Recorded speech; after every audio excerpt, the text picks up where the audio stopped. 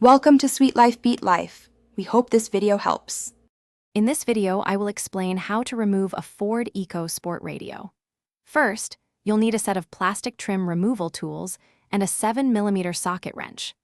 Before starting, make sure your vehicle's ignition is completely off and the parking brake is firmly engaged for safety. It's also a good idea to place a soft cloth over any sensitive interior surfaces to prevent accidental scratches during the process. This preparation ensures a smooth and damage-free removal.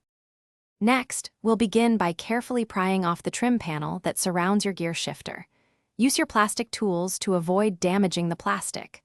Once that piece is removed, you will find two 7mm screws that need to be unscrewed. After these screws are out, you can gently detach the larger main center console trim panel. Take your time and work slowly to release all the clips without breaking them. With the center console trim panel now loose, you'll need to unclip and disconnect all the wiring harnesses attached to it. Be gentle with these connections to prevent damage. Once the panel is completely free, you will see the radio unit itself. There are four 7mm screws holding the radio in place. Remove these.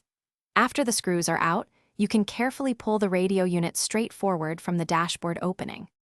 Finally, disconnect all the remaining wiring harnesses and the antenna cable from the back of the radio unit.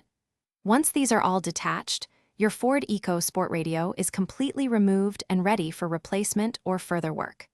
Reassembly is simply the reverse of these steps. Remember to reconnect all wires securely and ensure all trim pieces clip back into place properly. For more great tips and other deals, including the new Kindle Paperwhite, check out the links in the description below. Thanks for watching. Consider subscribing if we helped you.